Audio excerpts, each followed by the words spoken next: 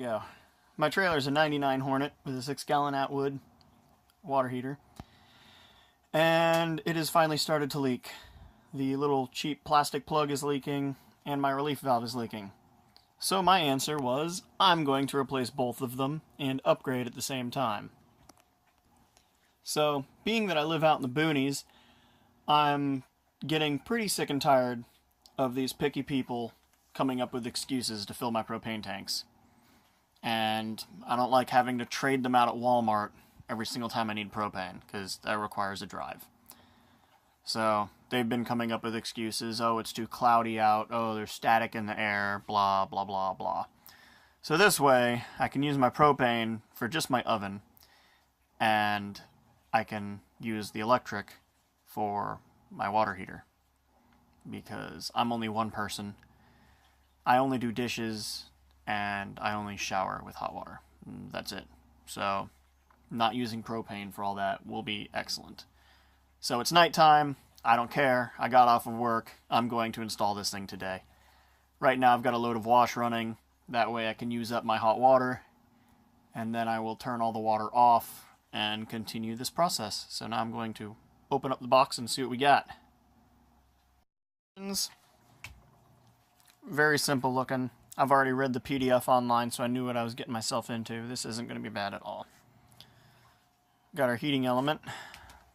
This is for the 6-gallon tank, by the way. Got all the color-coded wires and color-coded connectors. Got more color-coded wires. And then one heck of a stout plug. Got the thermostat, which is going to be 3M adhesive taped to the side of the tank, my bad. Thermostat cover so you don't get stupid and touch things you're not supposed to, and the 3M tape. And then all your different adapters and reducers for the specific tank that you have, along with some Teflon tape. Oh, and then, oh, that's cool, they gave us a grommet too. I was expecting to drill into the housing and have to use adhesive or something like that to seal it up. But they give us a grommet. That's kind of nifty. I don't plan to use the grommet though, because although the instructions say, I think the instructions said it, I read through it before.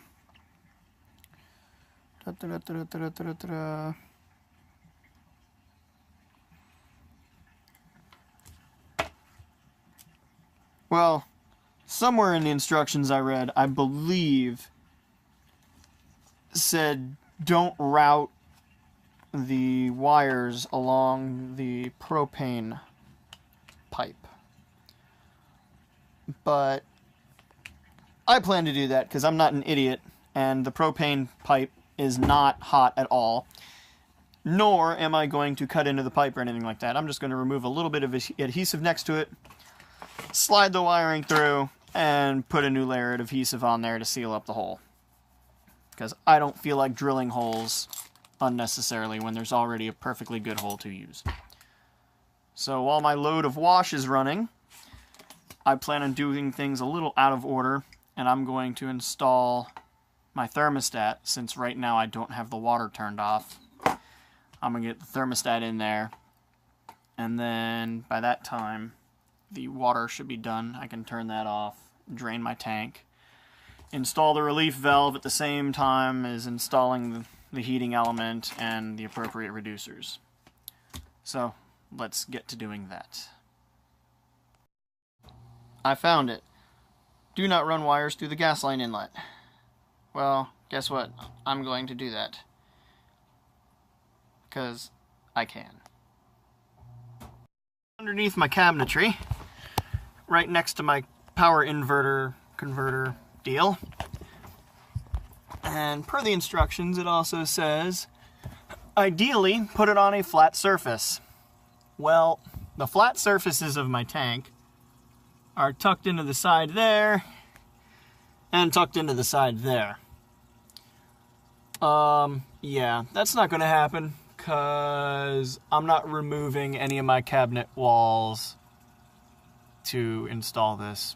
So I'm going to remove a section of styrofoam right here and stick it to the side of the tank there. It's got some curvature to it, but if that thermostat's touching that tank, it'll get plenty hot enough to realize what temperature the tank is. So, time to remove some styrofoam. That was quite easy. Instead of putting it here like I was planning, I just removed a little bit there. And voila, that'll stick right in there. As you can hear my wash going, it should be done any minute now. The tank is cold to the touch, so using hot water for my wash is perfect. And then I get to go outside and do the rest of this process. So let me clean this section off with some rubbing alcohol, and I'm not going to stick this to the tank yet. That way I can do the wiring easier without having to mess with the wiring while it's adhered to the tank. My gas line comes in through the side there, so hopefully I'll be able to reach the wiring back there, and I'll snake it through. Alright, on to the next process.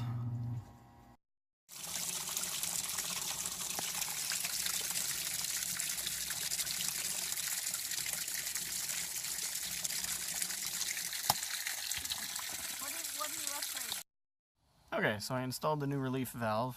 That was painless. A couple wraps of Teflon tape. Yeah, it's done. Okay. So, I've got the smaller reducer installed, because the Atwood uses I think it's a 7/8, but I've got a 22, which is a 7/8, blah blah blah. It would be a lot quicker if I used a ratchet wrench, but I don't have a ratchet wrench in 22, so I'm just doing like a quarter of a thread at a time to get this first reducer in, kind of tucked up in there, so kind of hard to get anything really on it. So I'll be here for a little bit. Oops, that was the exhaust shield making a noise. So I plan to run the wires through that and then just recaulking it, resealing it, because I certainly don't feel like drilling through anything else. If I go anywhere over this direction, it's going to get too hot. So this is where it stays cooler, so it's going through that epoxy. And I'm not going to film the rest of this boring stuff until I get it the rest of the way, well, tightened. So the second reducer is now going on, which has the compression fitting for the heating element. Go figure, I've got a gear wrench for this, but I can't get it in there. So open-end it is, and it's going to take me a bit to get that threaded in there. So the tool list so far has been a pair of adjustable pliers, bam, a 22mm, a 14mm, and then for the compression fitting it's going to be a 16mm, and this is for the Atwood. I'm unsure about the sizes for the other ones, but I'm sure the instructions probably cover that. So let's do this compression fitting, and then I'm going to turn the water on, bleed the system out, and make sure I've got no leaks before I go to the next steps. Alright, compression fitting went in no problem. It said in the instructions a 1/2 inch to a 1/4 inch of free end of the heating element sticking out. That looks like about a 1/2 inch to me. Just over a 1/4, whatever, good enough. Let's go turn it on and hope I don't have any leaks. Well, I have a leak. And it looks like I didn't tighten the compression fitting enough. So, I'll crank that down some more. Alright, so that's been done. The wiring is now ran through that gasket, which I will be re-epoxying here shortly, because that was some gnarly epoxy. I gotta find out what that stuff was. Looks like it was a water leak at one point, maybe, because it's epoxy over one of the bushings. So, good stuff. And it's good timing too, because it's starting to rain, so good thing I'm done outside for now. So I can Close that up, and to the inside wiring I go. So, it looks like a wiring disaster right now because I haven't tidied anything up. But, thermostat's installed, all the wiring is right, and it's turned on right now, so nothing exploded. That's a good thing.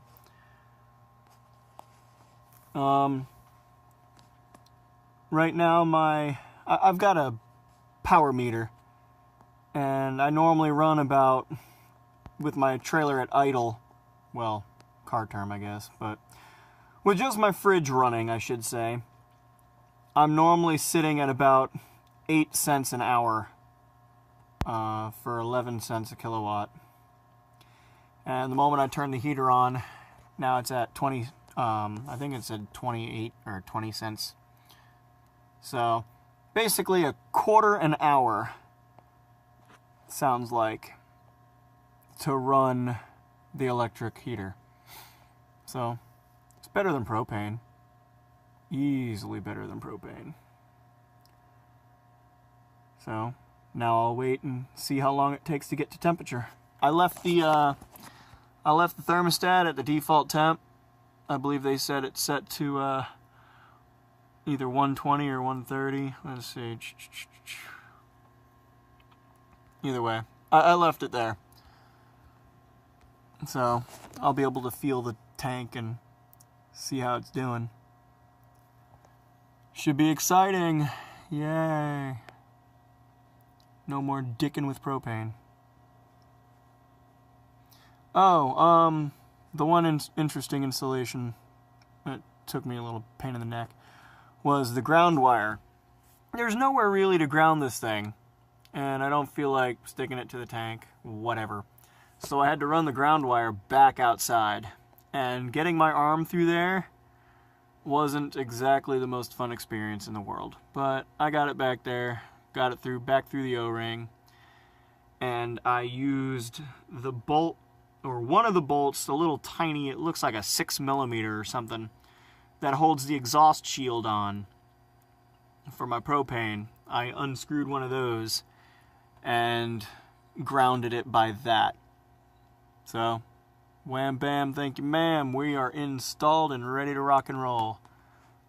I hope to have a hot shower within an hour or so. Alright, that was my install video. Cool.